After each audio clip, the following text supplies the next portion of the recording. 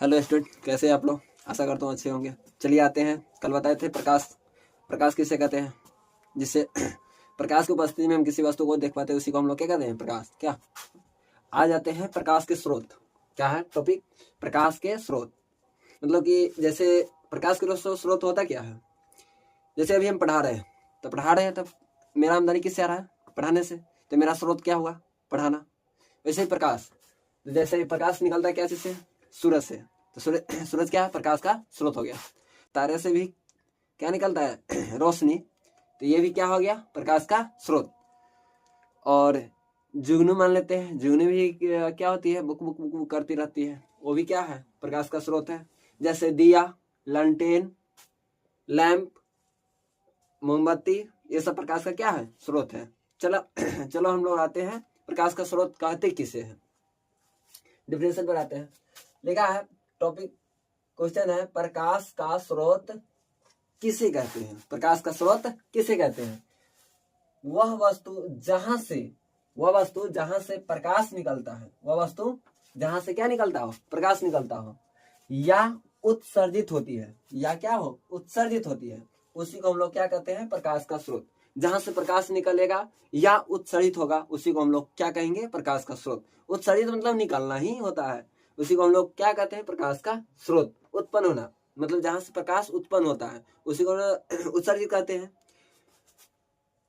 जैसे जलता हुआ बल्ब, जैसे अभी बल्ब जल रहा है, अभी बल्ब को हम ऑफ कर देंगे तो ये बल्ब प्रकाश का स्रोत तो नहीं रह जाएगा ना, मगर बल्ब ये अभी क्या है? जल रहा है। तो ये एक लहर से क्या है? एक प्रकार क्या है? प्रकाश का स्रोत है।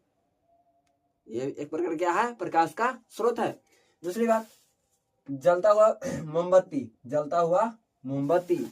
जब जलाते हैं मोमबत्ती को, तो मोमबत्ती भी क्या होती है? प्रकाश का स्रोत होती है। ओके। और दूसरी बात है लैंप भी जलाते हैं, तो ये भी एक प्रकाश का स्रोत है। और दिया भी क्या है? प्रकाश का स्रोत है। और क्या है? सूरज सबसे मेन स्रोत है। पृथ्वीवासियों के लिए सबसे बड़ा स्रोत कौन है? सूरज।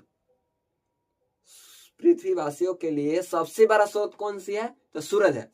चलिए आते हैं इत्यादि और कर दिए। प्रकाश स्रोत भी कितने प्रकार के होते हैं? 2 प्रकार के होते हैं। प्रकाश स्रोत भी कितने प्रकार के होते हैं? 2 प्रकार के होते हैं। कौन कौन? एक होता है प्रकाश का प्राकृतिक स्रोत, एक होता है प्रकाश का मानव निर्मित स्रोत। प्रकाश का प्राकृतिक स्रोत और दूसरी होती है प्रकाश का मानव निर्मित स्रोत। प्रकाश का प्राकृतिक स्रोत किसे कहते हैं? जो क्या प्रकृति की देन हो, जैसे सूरज, तारे, जुगनू, ये सब क्या है? ये मानव बनाया है? नहीं, ये किसकी देन है? प्रकृति का देन है। तो ये कैसी हो गया? प्रकाश का प्राकृतिक स्रोत हो गया।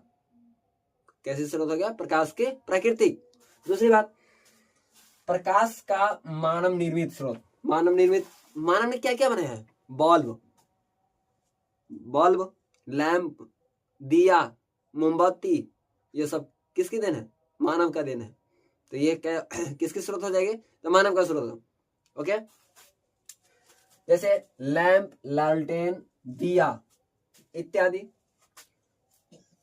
टॉपिक में कर दिए हैं, स्टार में है। पृथ्वीवासियों के लिए प्रकाश का सबसे बड़ा स्रोत कौन है?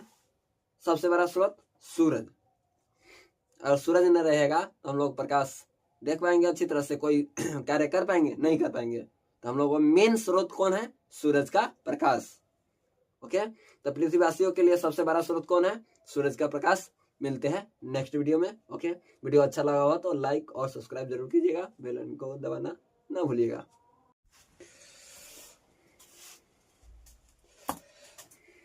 चलिए टॉपिक पे आते हैं। हेलो,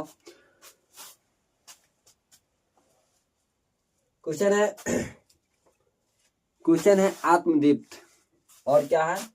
प्रादीप्त और दीप्तमान। क्वेश्चन क्या है? आत्मदीप्त, प्रादीप्त और दीप्तमान पदार्थ किसे कहते हैं? सब क्वेश्चन एक ही है, उसका अलग अलग नाम रखा गया है। जैसे एक लड़का का अनेक नाम होता है ना?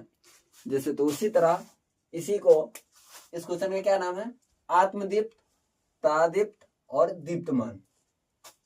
आत्मदीप्त, प्रादीप्त और दीप्तमान। दीप्तमान पदार्थ किसे कहते हैं? जो स्वयं प्रकाश उत्पन्न करे। जो स्वयं प्रकाश उत्पन्न करे उसे को हम लोग क्या कहते हैं? प्रादीप्त या आत्मदीप्त या क्या कहते हैं? दीप्तमान पदार्थ।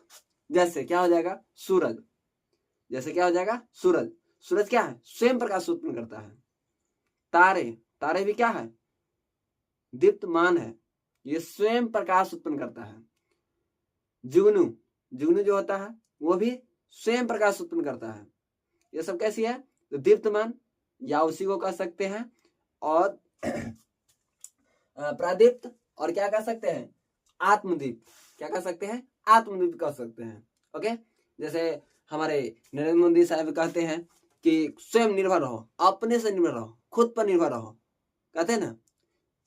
उसी तरह जो अपना प्रकाश स्वयं उत्पन्न करे उसी को हम लोग क्या कहते हैं? दीप्तमान। क्या कहते हैं उसी को? दीप्तमान। जिसका इसका डिफिनेशन क्या होता है एक बार समझ लेते हैं।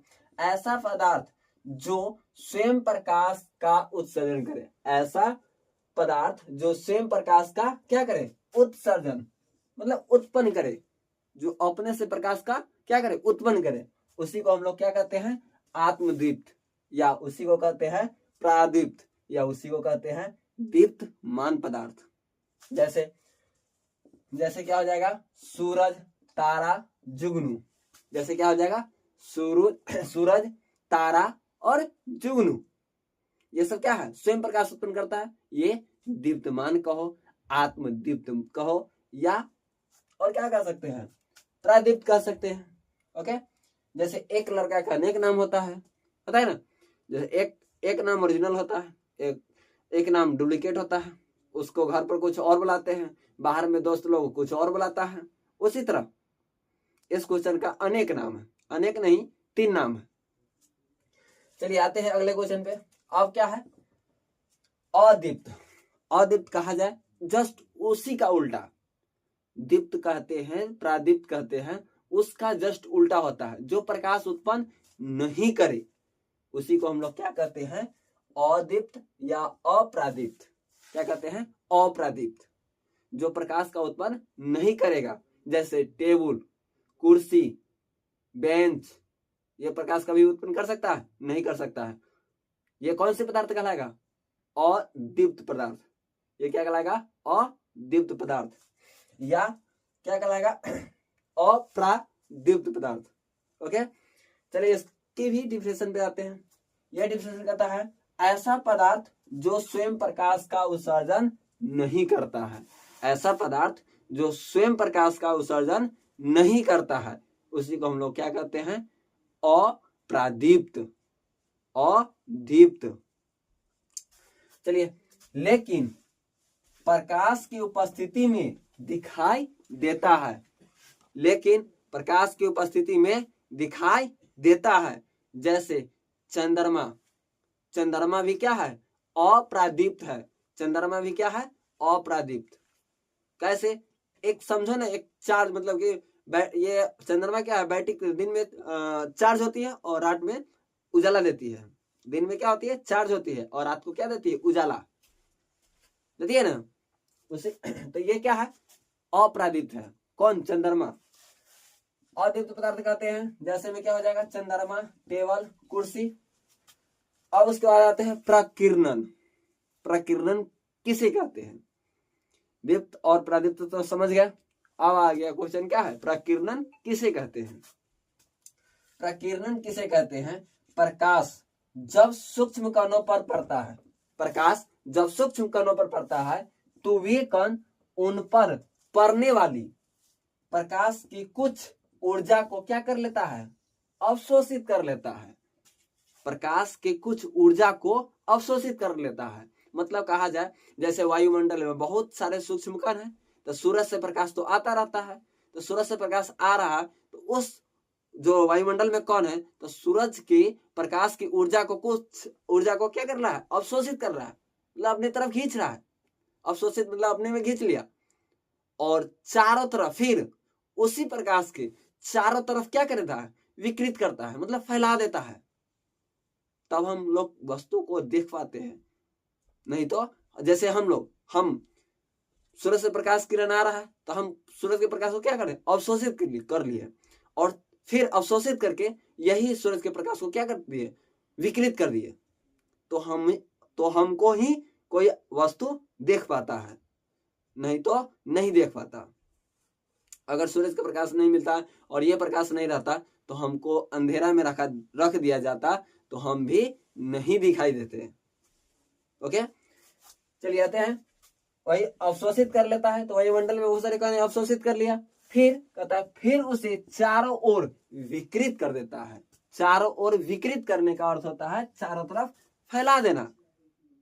चारों तरफ क्या कर देना, फैला देना। शुरू में प्रकाश जो आ रहा है तो उसकी ऊर्जा को कुछ अवशोषित कर लिया, अवशोषित करने के बाद मतलब चारों तरफ फैला दिया। क्या कर दिया, चारों तरफ फैला दिया। तो उसी को हम लोग क्या कहते हैं, प्रक्रिया, उसी प्रक्रिया को हम लोग क्या कहते हैं, प्रकीर्णन।